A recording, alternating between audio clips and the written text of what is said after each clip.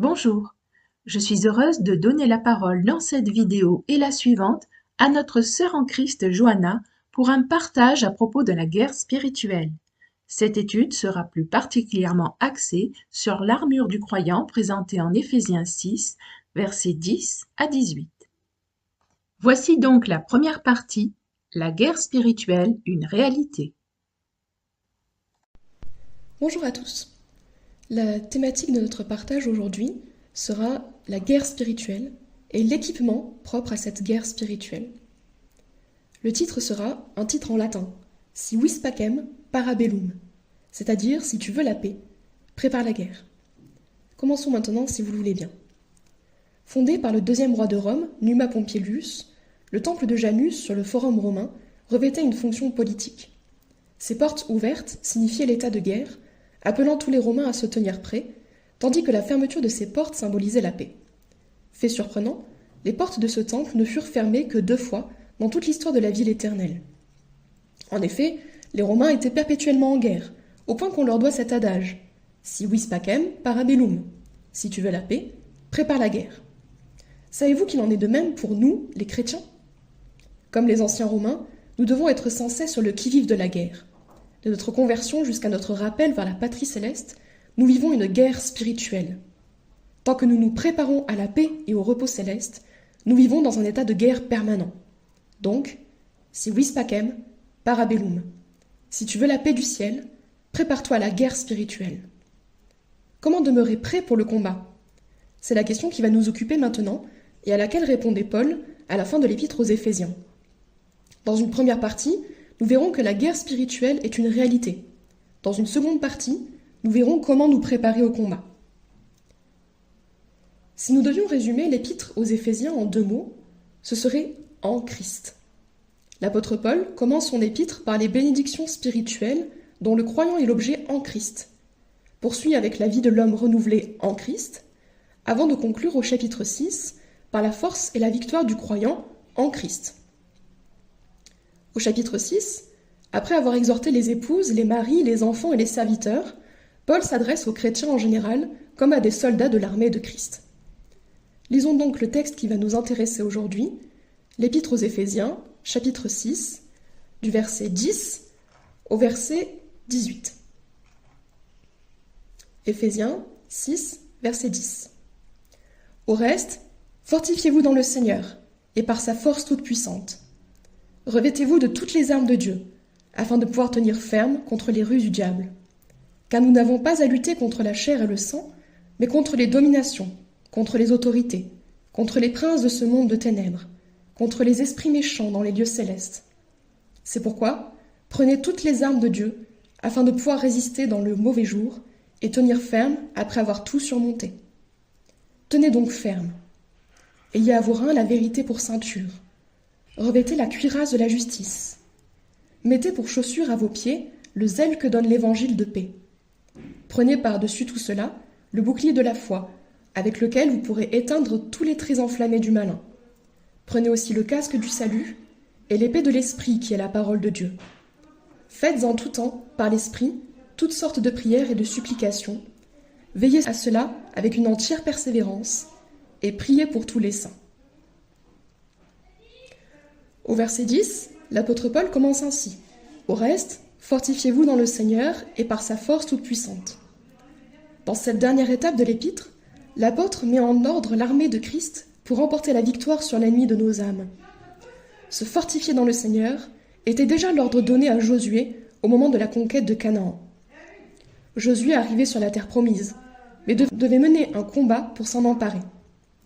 De même, le chrétien a déjà reçu toutes les bénédictions spirituelles en Christ, mais doit mener un combat pour atteindre son héritage céleste. Comment donc répondre à l'injonction et nous fortifier dans le Seigneur Jésus ? C'est la suite du message de l'apôtre Paul. Revêtez-vous de toutes les armes de Dieu afin de pouvoir tenir ferme contre les ruses du diable. Contrairement à certaines doctrines du développement personnel, nous ne pouvons pas puiser la force en nous-mêmes.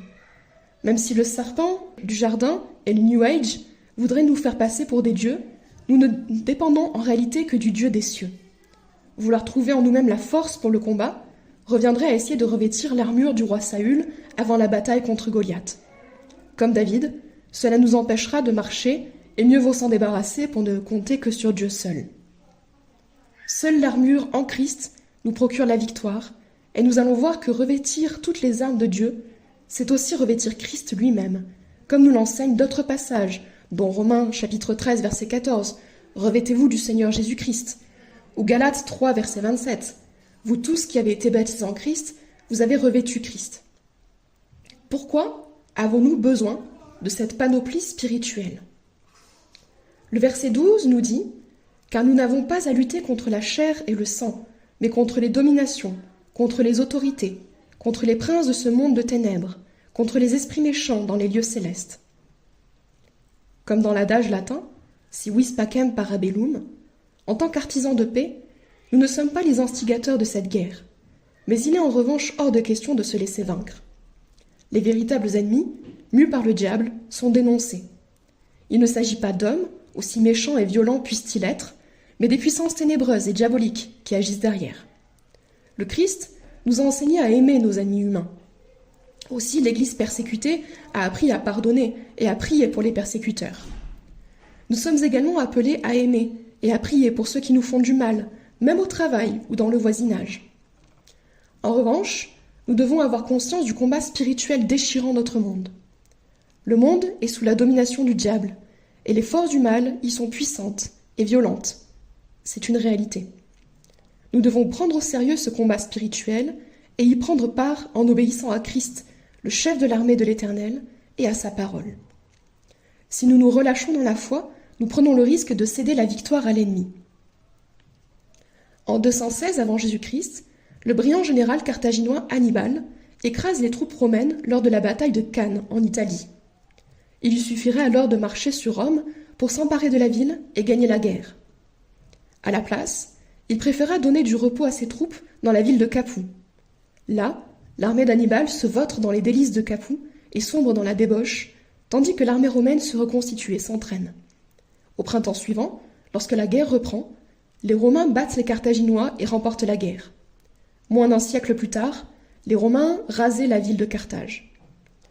Comme Hannibal, nous sommes pris dans une guerre à mort. L'ennemi vise notre ruine totale et la perte de notre âme. Tomberons-nous donc aussi dans les délices de Capoue? Jésus nous met en garde contre l'apesantissement par les excès du manger et du boire et par les soucis de la vie, dans l'évangile de Luc au chapitre 21, verset 34. Nous vivons dans une société de tous les excès et du divertissement extrême. Ne nous laissons pas distraire de notre mission. Ne laissons pas les divertissements détourner notre attention du combat spirituel. Mais quand sommes-nous alors le plus en danger? C'est ce que nous dit le verset 13. C'est pourquoi prenez toutes les armes de Dieu afin de pouvoir résister dans le mauvais jour et tenir ferme après avoir tout surmonté. L'apôtre Paul nous met particulièrement en garde sur 2 temps ou 2 saisons de nos vies, le mauvais jour et après le mauvais jour. Dans le mauvais jour, nous pouvons rencontrer la persécution, la tentation ou l'épreuve. Et ensuite, une fois la victoire remportée, nous courons le risque de nous endormir sur nos lauriers. Tant qu'il reste un ennemi debout, nous ne pouvons pas déposer l'armure. Nous sommes comme le peuple d'Israël lors de la reconstruction de la muraille au temps de Néhémie. Nous travaillons d'une main et gardons l'épée dans l'autre. Quoi que nous fassions, quelle que soit l'étape de vie que nous traversons, nous devons garder notre vigilance et nos armes spirituelles. Suite et fin de cette étude dans la prochaine vidéo. À bientôt, merci, au revoir.